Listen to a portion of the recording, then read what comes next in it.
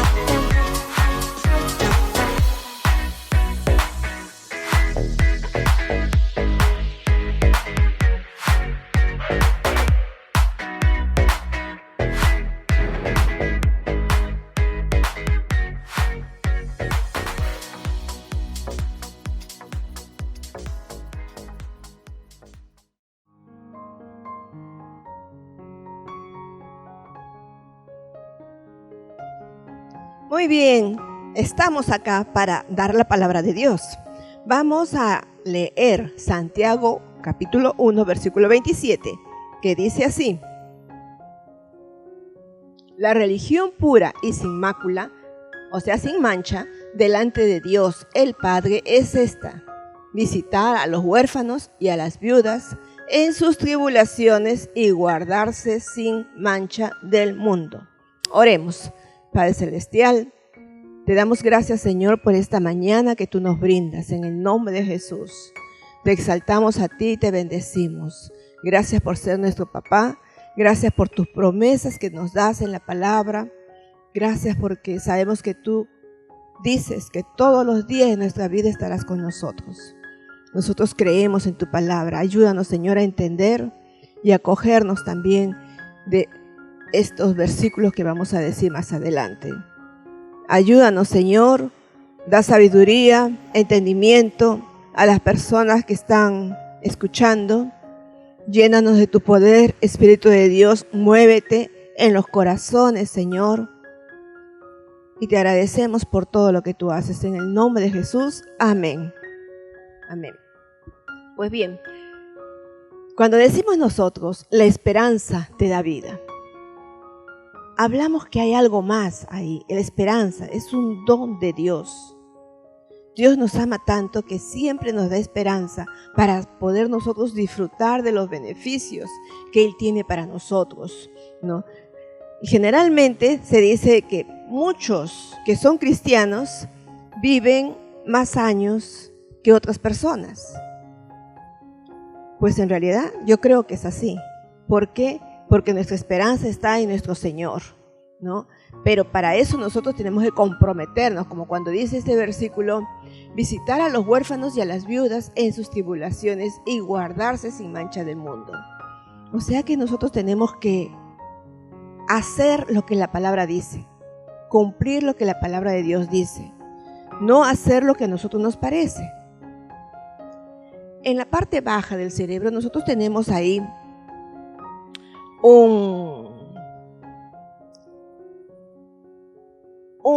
algo que nos ayuda mucho a todos nosotros, orgánicamente. Habla un científico, Harold Koenig, sobre me acabo de olvidar, los relojes biológicos celulares o ciclo de 24 horas, que eso nos indica sobre el día y la noche. Nosotros dormimos toda la noche y nos despertamos en el día, ¿no? Eso está localizado en la parte baja del cerebro. Científicamente está comprobado. Pero si uno altera esos ritmos, aparecen ciertas enfermedades que van desde la depresión, pérdida de memoria, obesidad, algunos tipos de cáncer, trastornos reproductivos, etc., ¿no? Entonces está, como les digo, en la base del cerebro. Y estas células captan la luz del día. Pues bien, no les puedo hablar sobre la ciencia, pero sí lo que Dios nos ayuda a nosotros a entender su palabra, ¿no? Y por eso les decía también que los religiosos, los cristianos, muchas veces viven más años que aquellos que no tienen a Cristo en su corazón, ¿no? Y la esperanza nos da resistencia también a los problemas, a los golpes, a los desastres naturales, a una desgracia personal. ¿Por qué? Porque creemos firmemente que hay una solución a estas experiencias, ¿no? Que nos da fuerzas para seguir adelante, para recuperarse de las pérdidas, del abatimiento.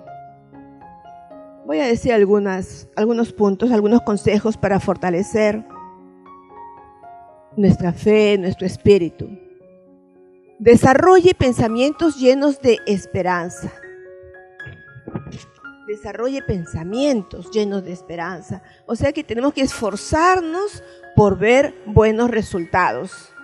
No podemos quedarnos nosotros desesperanzados, sino tenemos que esforzarnos para ver buenos resultados. Rechace los pensamientos negativos. Hay muchos pensamientos, ¿no? Por ejemplo, cuando alguien salió de vacaciones y quizás le salió mal el viaje o mal la estadía, ya no quieren volver a ir. Pero tenemos que rechazar esos pensamientos negativos y pensar que la siguiente vez va a ser algo mejor, porque ya tenemos esa experiencia, ¿no? Y trabajar la situación de mejor manera, controlar ese fracaso del pasado y tener esperanza en el futuro. Pensar en el pasado con tranquilidad, sin preocupaciones. Concéntrese en las cosas agradables y agradezca, aprecie, vea el futuro feliz. Haga un cambio de rutina. Cuando la desesperanza abrume, cambia la rutina. De repente tienes problemas en tu casa, con tu esposo, con tus hijos, tú misma. Entonces, cambia la rutina. En estos momentos no se puede salir a la calle, pero quizás te des una escapadita por ahí. Cambia la rutina, respira otro aire, abre tus ventanas, ponte en la ventana, distráete con otra cosa, escucha alabanzas, busca de Dios. Cultive el optimismo. Esperanza y optimismo. Hay dos formas de ver la vida. Por ejemplo, si a alguien le duele la cabeza, ¿qué es lo que piensa? Hay dos cosas. Uno, me duele la cabeza. Quizás tenga un tumor. ¿Qué es eso? Un pensamiento negativo. Pero también puedes decir, me duele la cabeza. Es algo pasajero, no va a pasar nada. ¿Te das cuenta? Es el mismo dolor de cabeza, pero con dos formas diferentes de pensar sobre el dolor de cabeza. Entonces, tienes que optar por la mejor decisión. No tengo nada. Ya pasará. Lee y medita. Lee los evangelios, lee salmos, lee proverbios. Hay muchas cosas preciosas para que tú puedas guiar mejor a tu familia. Busca un buen círculo social. Rodéate de gente que te anime, que sea positivista, ¿no? Y tú también transmite ánimo y esperanza a los demás. Refleja a otros tu propia influencia positiva. No seas desesperado. anima a otras personas hasta que pasen las tormentas. Por ejemplo, ahorita muchos dirán, qué pesadilla la que estamos viviendo. Pero anímense, busquen lo positivo, vivan de la mejor manera, gócense de la vida, cuiden su bienestar físico. Aproveche este tiempo. Quizás hay muchas cosas que no te has preocupado de ti misma o de ti mismo. Empieza a preocuparte ahora de esos detalles. Busca tu bienestar físico, ¿no? Mantenerte en forma saludable. Para el creyente, la esperanza es un don de Dios que une el pasado, el presente y el futuro. Vamos a ver unos versículos bíblicos de nuestra esperanza. Tito, capítulo 1, versículo 2, ¿no? Vamos a hablar de la salvación. En la esperanza de la vida eterna, la cual Dios, que no miente, prometió desde antes del principio de los siglos. Dios nos promete salvación a nosotros desde el principio de los siglos y no nos miente, ¿no? Y la salvación se consigue de acuerdo con el plan establecido por Dios mismo. Su obtención requiere algo más que el esfuerzo humano, según de Tesalonicenses, capítulo 2, versículo 16. Dice, y el mismo Jesucristo, Señor nuestro, y Dios nuestro Padre, el cual nos amó y nos dio consolación eterna y buena esperanza por gracia. El Señor es el que nos da la esperanza, por gracia. Es un regalo de parte de Dios para cada uno de nosotros. ¿Por qué? Porque Él nos ama tanto que dio a su Hijo único Jesucristo a morir en la cruz para que nosotros podamos ser salvos. Hay una intervención divina. Romanos capítulo 12, versículo 12. También dice que proporciona alegría, gozosos en la esperanza, sufridos en la tribulación, constantes en la oración. Gozosos. Tenemos que estar gozosos sabiendo que Dios nos bendice, sabiendo que Dios está con nosotros. A pesar de que haya tribulaciones, problemas, dificultades, Dios está con nosotros y Él quiere darte esperanza.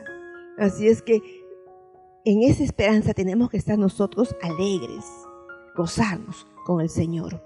En Romanos 15, versículo 13. Y el Dios de esperanza os llene de todo gozo nuevamente.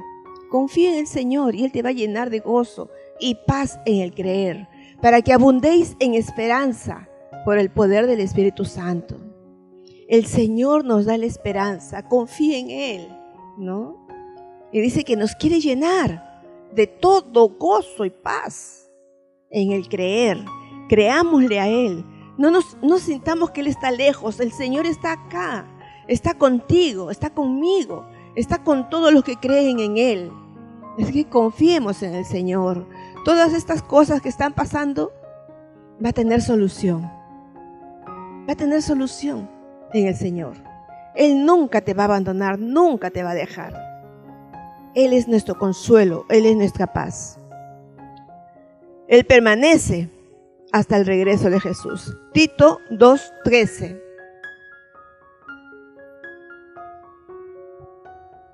Sí, Tito 2:13. Dice, permanece hasta el regreso de Jesús. La esperanza, según la Biblia, es la culminación del regreso de Cristo a este mundo. Un hecho que indicará el final del mundo, la injusticia y sufrimiento. Dice, aguardamos la bendita esperanza y la gloriosa manifestación de nuestro gran Dios y salvación y Salvador Jesucristo. Estamos esperanzados nosotros en el regreso del Señor Jesús, ¿no?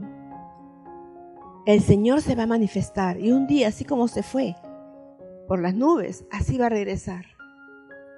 No debemos pensar nosotros tal día, ni tal mes, ni tal año. Solamente Dios lo sabe. Solo Dios sabe cuándo va a venir. pero nuestra esperanza es que un día va a regresar y nos va a llevar a todos nosotros. 1 Tesalonicenses 4, el versículo 13 y después el 16. Dice: tampoco queremos, hermanos, que ignoréis acerca de los que duermen, para que no os entristezcáis como los otros que no tienen esperanza, ¿no? El 16, porque el Señor mismo con voz de mando, con voz de arcángel y con trompeta de Dios, descenderá del cielo y los muertos en Cristo resucitarán primero. Así es.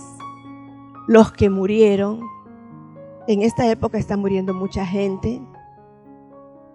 No sé, puede ser amistades, pueden ser personas muy allegadas a ustedes, vecinos, parientes, padres, hijos, hermanos.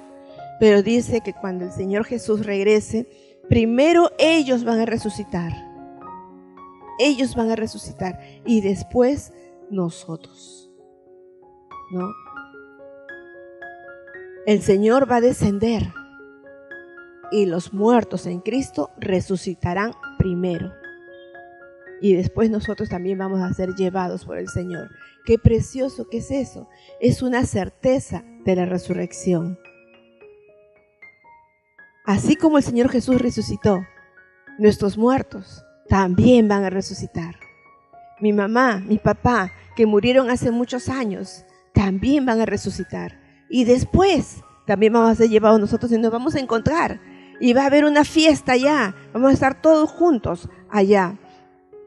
Entonces, gocémonos en esta confianza que nos da el Señor, porque esperanza es tener confianza en su palabra, confianza en Él. Primera de Pedro 1, del 3 al 4. Bendito el Dios y Padre de nuestro Señor Jesucristo, que según su grande misericordia nos hizo renacer para una esperanza viva por la resurrección de Jesucristo de los muertos, para una herencia incorruptible, incontaminada e inaccesible, reservada en los cielos para vosotros. Nos tiene el Señor una casa en el cielo. Nos tiene reservado un lugar donde estemos todos nosotros. Pero nosotros tenemos que ser fieles a Dios. ¿Qué clase de casita tendrás? Depende de ti. ¿Cómo te gustan tus casas? ¿Una casa de ladrillos? ¿Una casa de madera? ¿Una casa de calamina? ¿Cómo quieres tu casita? Pues Dios quiere darte lo mejor a ti, pero mucho depende cómo tú estás obrando aquí en la tierra. ¿Estás ganando almas para Cristo? ¿Te gozas en el Señor o lo tienes de lado? Había una vez una muchacha, lo leí en un libro, que se llamaba Laura, y ella había sufrido tanto porque desde pequeña su padre le dejó. Y su mamá trabajó tanto para ella, para las dos, trabajó tanto que se murió. Entonces Laura guardaba mucho resentimiento, mucho dolor contra su padre. Tanto dolor tenía que lo manifestaba con otras personas. Ella llegó a surgir después de mucho sufrimiento, porque cuando murió su mamá, se fue a vivir con sus tíos. Y ustedes saben que muchas veces cuando no son los padres los que nos crían, el trato no es igual. Pero ella surgió, siguió adelante, llegó a ser jefa en una empresa o gerenta. Pero ahí trataba mal a los empleados. Todos los empleados estaban estresados. Y estos empleados tenían problemas también en sus familias. Hasta que a ella le llegó un libro, la Biblia, y empezó a leerlo. Empezó a leerlo poco a poco y leyó sobre el hijo pródigo. Entonces pensó ella, si hay un hijo pródigo que regresa a los pies del padre y el padre lo recibe y le perdona, también puede haber un padre pródigo. Entonces pensó en su papá y se fue al asilo donde el papá estaba. El papá estaba en silla de ruedas, estaba con cáncer. El papá estaba mirando por la ventana y ella se le apareció por atrás. Y lo tocó y le dice: papá. Él volteó, se puso a llorar y le dijo: yo hablé con Dios y le decía: Dios, si tú existes, quiero volver a ver a mi hija. Y Dios le hizo ese milagro. Y se abrazaron y ella le dijo: Dios existe, Dios existe. Y lo abrazó, se pidieron perdón y se sintió diferente, se sintió feliz. Al día siguiente, ella, al ir al trabajo, llegó con un semblante diferente, un rostro diferente, un estado de ánimo diferente. Llegó y saludaba a todos con una sonrisa, lo que antes no lo hacía. Después, en su oficina, empezó a llamar a uno por uno de los trabajadores. Y saben, a cada trabajador les pedía perdón. Llegó uno, vamos a decir que es Pablo, y le dice: Pablo, yo sé que te he tratado mal,